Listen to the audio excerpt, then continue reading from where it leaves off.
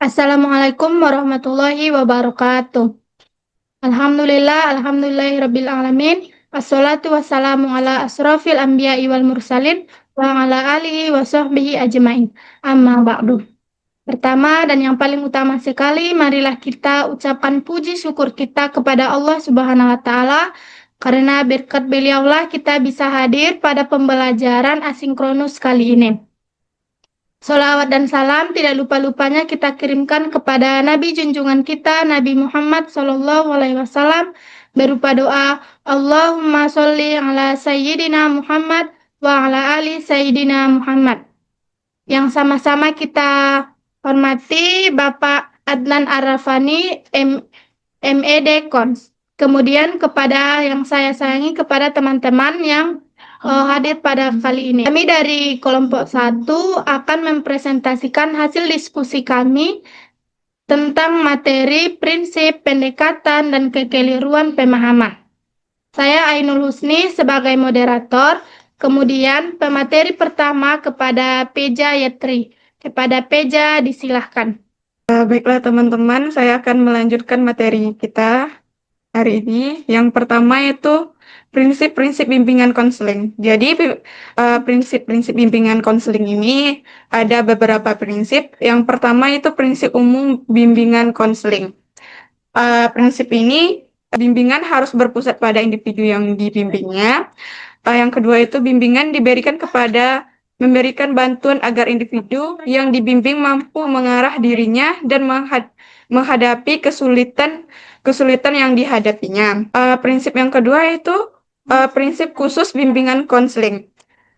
Prinsip khusus bimbingan konseling ini yaitu BK melayani semua individu tanpa memandang umur, jenis, kelamin, suku, ataupun agama atau status sosial seseorang. Jadi, BK juga berurusan dengan pribadi dan tingkah laku individu yang unik dan dinamis. Prinsip yang keempat yaitu prinsip khusus yang berkaitan dengan permasalahan.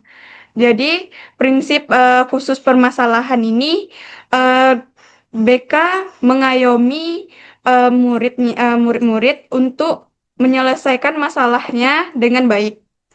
Yang prinsip yang kelima yaitu prinsip khusus yang berkaitan dengan organisasian. Jadi itulah materi selanjutnya akan dilanjutkan oleh moderator. Terima kasih kepada Peja yang sudah menjelaskan materi kepada kita semua. Materi selanjutnya akan dilanjutkan oleh Saudari Nisaul Mustahidah. Kepada Nisaul disilahkan. Baiklah teman-teman, saya akan melanjutkan materi selanjutnya yaitu tentang pendekatan bimbingan konseling.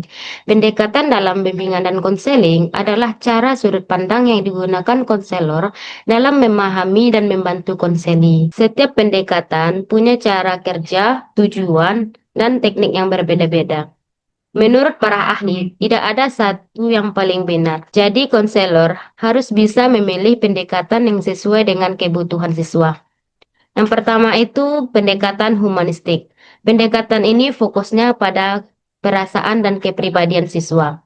Pendekatan ini dikembangkan oleh Carl Rogers yang menekankan hubungan yang hangat, penuh empati, dan saling percaya. Jadi pendekatan humanistik ini, konselor harus membantu siswa merasa nyaman, dihargai, dan diterima apa adanya supaya mereka mau terbuka. Yang kedua adalah pendekatan behavioristik. Pendekatan ini fokusnya pada perilaku yang bisa dilihat. Perilaku dianggap dari kebiasaan atau belajar dan bisa diubah melalui penguatan atau pembiasaan. Contohnya, kalau seorang siswa yang rajin, berikan dia apresiasi atau pujian, supaya perilaku terus diulang. Yang ketiga adalah perilaku kognitif. Perilaku ini fokusnya pada perasaan siswa. Salah satu tokohnya itu Aaron Beck yang menyatakan bahwa pikiran mempengaruhi perasaan dan perilaku.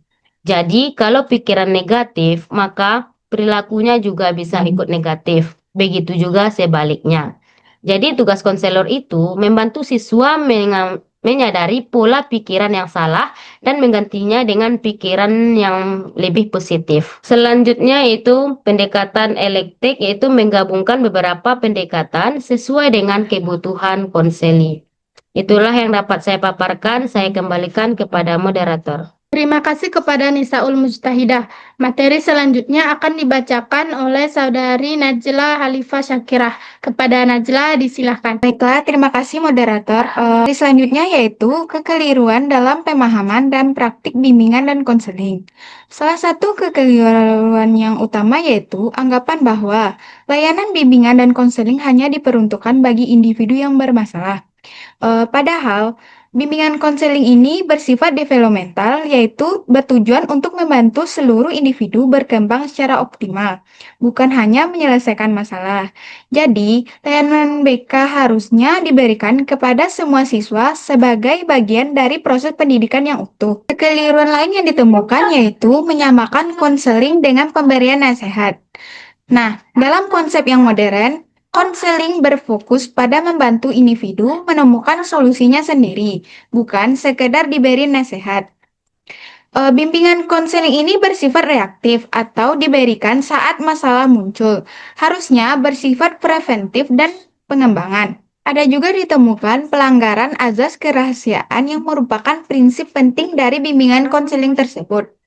Jika kerahasiaan dilanggar, kepercayaan konseli akan hilang dan proses konseli tidak berjalan efektif. Kekeliruan lain yaitu kurangnya teknik dalam pendekatan konseling yang tepat. Konseli dilakukan tanpa teori dan teknik yang jelas akan cenderung tidak efektif. Jadi, secara keseluruhan, berbagai kekeliruan ini dapat menimbulkan dampak negatif. Munculnya stigma bahwa BK ini hanya untuk siswa bermasalah, serta menurunkan kepercayaan dan terhambatnya perkembangan pribadi, sosial, dan akademik. Baiklah, hanya itu materi yang saya sampaikan. Kembali ke moderator. Baiklah teman-teman, itulah tadi pemaparan materi dari kami kelompok 1. Adapun kesimpulan yang dapat kita dapat dari materi ini yaitu bimbingan konseling merupakan layanan profesional yang memiliki prinsip, pendekatan, dan prosedur yang jelas. Namun, dalam praktiknya masih banyak terjadi kekeliruan yang dapat menghambat efektivitas pelayanan. Oleh karena itu, kita sebagai guru perlu pemahaman yang mendalam serta penerapan teori yang tepat agar layanan BK dapat berjalan secara optimal.